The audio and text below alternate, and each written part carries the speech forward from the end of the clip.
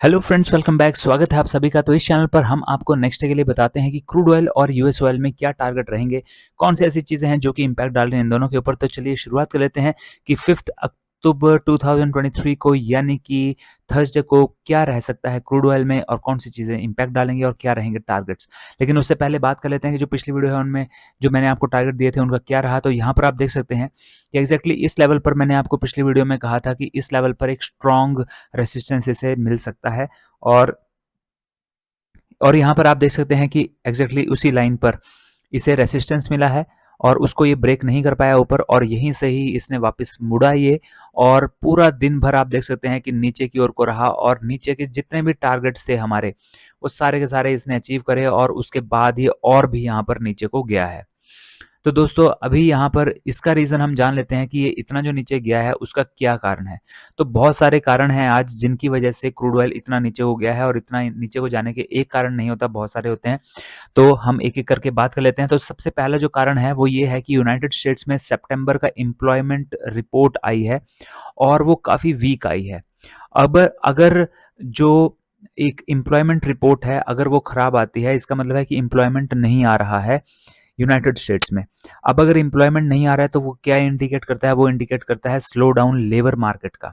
अगर labour market slow down हो रही है इसका मतलब है कि वहां पर जो मैन्युफैक्चरिंग कंपनीज हैं वो स्लो डाउन हो रही हैं, इसलिए वो बहुत ज़्यादा यहाँ पर नहीं हायर कर रही लेबर को, जिसकी वजह से यहाँ पर जो क्रूड ऑयल है उसकी डिमांड के ऊपर असर पड़ेगा। क्योंकि कंपनीज अगर स्लो डाउन हो रही हैं, जो कि इंडिकेशन मिल रही है कि एम्प्लॉयमेंट नहीं हो रहा, इतना लेबर ज़्यादा नहीं हायर हो रहा, तो इसका मतलब है कि उन कंपनीज में अब क्रूड ऑयल की डिमांड भी कम हो जाएगी।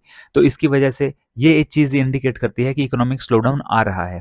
तो ये एक पहला कारण है जिसकी वजह से यहाँ पर क्रूड ऑयल जो है वो नीचे की ओर को आज गया है। इसके अलावा जो सेकेंड यहाँ पर कारण रहा है वो ये है कि जो फेड है वो कंटिन्यूसली अपने जो इंटरेस्ट रेट्स हैं उनको बढ़ाने के लिए कह रहा है, अपनी हॉकिश स्टेटमेंट्स दे रहा है, जिसकी वजह से अब अगर इंटरेस्ट रेट बढ़ता है तो उसकी वजह से जो कंपनीज लोन लेती हैं वो लोन अब वो कम लेंगी, और अगर वो कम लोन लेंगी तो इसका मतलब है कि उनमें ग्रोथ भी कम होगा क्योंकि उनके पास पैसा नहीं होगा।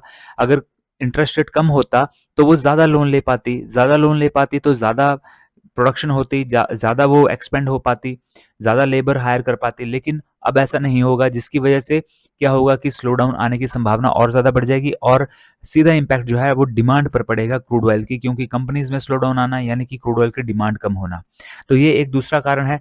तीसरा अगर हम बात करें तो यहाँ पर आज जो डाटा आया है यूरो जोन का वो भी कुछ खास नहीं आया है। उनकी जो रिटेल सेल्स हैं वो डिक्रीज हुई हैं। रिटेल सेल्स अगर डिक्रीज हो रही हैं इसका मतलब है कि जो ट्रांसपोर्टेशन है वो भी स्लो डाउन हो रहा है, और जो प्रोडक्शन है कंपनीज की जो प्रोडक्शन है वो भी कम हो रही है। तो यूनाइटेड स्टेट्स में ही नहीं, यूरोपियन कंट्रीज में भी ऐसा ही हो रहा है। तो विकसित जो देश हैं वहां पर उनमें अगर ये हो रहा है, यूनाइटेड स्टेट्स में अगर ऐसा हो रहा है, अगर स्लो डाउन आ रहा है, इंडिकेशन मिल रही है स्लो डाउन आ रहा है, तो उसका डेफिनेटली असर डिमांड पर पड़ेगा क्रूड ऑयल की।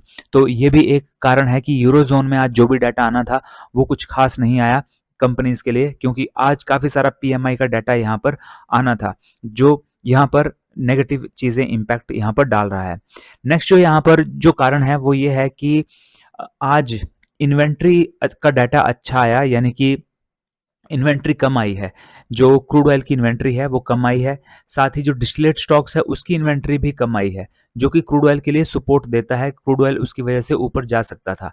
लेकिन जो गैसोलीन है उसकी जो यहाँ पर उसकी जो इन्वेंट्री है वो काफ़ी ज़्यादा बढ़ी हुई आई, जितनी पिछली बार थी उससे भी 5-6 गुना ज़्यादा बढ़ के आई है। और जो यहाँ पर बाकी जो चीज़ें हैं वो यहाँ पर इग्नोर हो गई, क्योंकि काफ़ी सारी चीज़ें नेगेटिव तो चल ही रही हैं। उस केस में अगर यहाँ पर एक आधी जो इन्वेंट्री है वो भी बढ़ी हुई आती है तो वो यहाँ पर जो है काफ़ी ज़्यादा इम्पैक्ट नेगेटिव साइड को और ज़्यादा डाल देती है, जिसकी वजह से यहाँ पर पॉजिटिव इम्पैक्ट तो नहीं देखने को मिला कोई भी, जो बड़ी यहाँ पर घटी हुई इन्वेंट्री थी।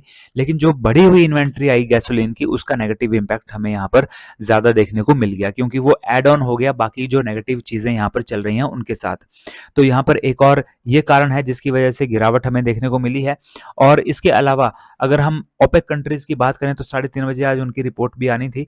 तो उसमें हमें ये लग रहा था, उसमें जो इन्वेस्टर्स हैं वो यहाँ पर ये सोच रहे थे कि ओपेक कंट्रीज कुछ और नया डिसीजन लेंगी जिसमें कि वो प्रोडक्शन कट और ज़्यादा यहाँ पर बढ़ाएंगी, जो प्रोडक्शन में वो कट उन्होंने लगाया हुआ है। लेकिन उन्होंने उस प्रोडक्शन कट को अनचेंज्ड रखा है, यानी कि जितना प्रोडक्शन कट वो पहले उन्होंने डिसाइड करा था, उसमें उन्होंने कोई भी बदलाव नहीं करा, जिससे कि थोड़ा-सा यहाँ पर निराशा देखने को मिली है। हालाँकि वो एक सपोर्ट ज़रूर देगी, क्योंकि कट तो फिलहाल हो ही रहा है, लेकिन उसकी यहाँ पर जितनी ज़्यादा उम्मीद लगाई जा रही थी, उतना ज़्यादा नहीं हुआ, जिसकी वजह से यहाँ पर थोड़ा-सा गिरावट हमें देखने को मिली। तो सपोर्ट के लिए अगर हम यहाँ पे देखें, जो कि इसे सपोर्ट दे सकती हैं, ऊपर की ओर को वापस धकेल सकती हैं, वो उसमें यही है कि टाइट सप्लाई है फिलहाल, जैसा कि ओपेक कंट्रीज़ का मैंने आपको बताया कि प्रोडक्शन कट तो हो ही रखा है। साथ ही बैन भी लगे हुए हैं रशिया की तरफ से बहुत सारे यहाँ पर डीज़ल, क्रूड ऑयल वगैरह के ऊपर, और ये चीज़ें जो हैं वो सपोर्ट यहाँ पर क्रूड ऑयल को देंगी। तो और साथ ही 2 चीज़ें और सपोर्ट दे सकती हैं, जो डिस्टिलेट स्टॉक्स और गैसोलीन इन्वेंटरी का डाटा आया है, वो भी इसे सपोर्ट यहाँ पर दे सकता है। हालाँकि उसका जो इम्पैक्ट है वो थोड़ा लेट पड़ सकता है, लेकिन वो भी अपना इम्पैक्ट डालता है। जितना यहाँ पर हमने पहले भी देखा है, क्रूड ऑयल का जो जब डाटा आता है, तो नेगेटिव तरफ को जो डाटा आता है वो भी इम्पैक्ट डालता है, और जो उसके थोड़े टाइम के बाद पॉजिटिव वाला भी यहाँ पर इम्पैक्ट डालता है। अब कितनी देर बाद पड़ता है इम्पैक्ट, वो डिपेंड करेगा कि और नेगेटिव न्यूज़ कितनी ज़्यादा है। तो नेगेटिव न्यूज़ काफ़ी ज़्यादा यहाँ पर फिलहाल लग रही हैं, और मेनली जो इकोनॉमिक स्लोडाउन का जो रिस्क यहाँ पर जो रिस्क है, और साथ ही जो यहाँ पर इकोनॉमिक स्लोडाउन का फियर है, उसकी वजह से यहाँ पर क्रूड ऑयल में गिरावट ज़्यादा देखने को हमें मिल रही है। फेड जिसमें से कि बहुत बड़ा कारण है, क्योंकि वो हॉकिश स्टेटमेंट्स दे रहा है इंटरेस्ट रेट बढ़ाने के लिए। तो ये कुछ चीज़ें हैं जो कि यहाँ पर नेगेटिव इम्पैक्ट डाल सकती हैं, और छोटी-मोटी पॉजिटिव चीज़ें भी हैं फिलहाल, जो कि यहाँ पर इम्पैक्ट डाल रही हैं। तो अब हम यहाँ पे बात कर लेते हैं कि हमारे जो टारगेट्स हैं वो क्या रह सकते हैं नेक्स्ट डे के लिए। तो पहले हम डाउन साइड की ही बात कर लेते हैं। तो डाउन साइड को यहाँ पर 7102 पर फिलहाल ये है, और इसके नीचे आपका जो नेक्स्ट टारगेट यहाँ पर रह सकता है 7060 का रह सकता है। तो 7060 आपका यहाँ पर नेक्स्ट टारगेट रह सकता है, और इसके नीचे अगर रेड कैंडल की क्लोजिंग आती है 1 आवर वाली, तो उसके बाद फिर हमारा जो नेक्स्ट टारगेट है यहाँ पे 7002 का यहाँ पर रह सकता है। तो डाउन साइड के लिए ये हमारे टारगेट्स हैं। और अगर हम यहाँ पे ऊपर की तरफ की बात करें, तो यहाँ पर आप 7168 के ऊपर ग्रीन कैंडल की क्लोजिंग आने दीजिए 1 आवर वाली, फिर हमारा नेक्स्ट टारगेट 7192 रह सकता है। इसके ऊपर भी अगर ग्रीन कैंडल की क्लोजिंग आती है, तो नेक्स्ट टारगेट हमारा 7234 रह सकता है, और इसके ऊपर भी ग्रीन कैंडल की क्लोजिंग आती है तो 7262 हमारा नेक्स्ट टारगेट रह सकता है, और इसके ऊपर भी ग्रीन कैंडल आती है तो 7304, और इसके ऊपर भी अगर ग्रीन कैंडल आती है तो फिर नेक्स्ट टारगेट हमारा 7344 का यहाँ पर रह सकता है। तो ये हमारे टारगेट्स रहेंगे क्रूड ऑयल में, ऊपर की तरफ को और नीचे की तरफ को। और दोस्तों, वीडियो को लाइक करना ना भूलें, वीडियो को लाइक कर दीजिए, क्योंकि आप देख सकते हैं कि हमारे जो टारगेट्स हैं वो डेली अचीव होते हैं, और हम आपके लिए नया डाटा भी लेकर के आते हैं। तो एक लाइक तो बनता ही है, तो वीडियो को लाइक ज़रूर कीजिए, उससे हमारा जो मोटिवेशन है वो और भी ज़्यादा इंक्रीज़ होता है, और आपकी तरफ से हमें जब रिस्पांस मिलता है तो हम और भी ज़्यादा मोटिवेट होते हैं और बढ़िया एनालिसिस लाने के लिए। तो वीडियो को लाइक ज़रूर कीजिए, और चैनल को भी सब्सक्राइब कर लीजिए दोस्तों, अगर अभी तक चैनल को सब्सक्राइब नहीं किया है, और वीडियो को शेयर भी कर दीजिए अपने दोस्तों के साथ। तो दोस्तों, अब हम बात कर लेते हैं कि यूएस ऑयल में हमारे क्या टारगेट रह सकते हैं।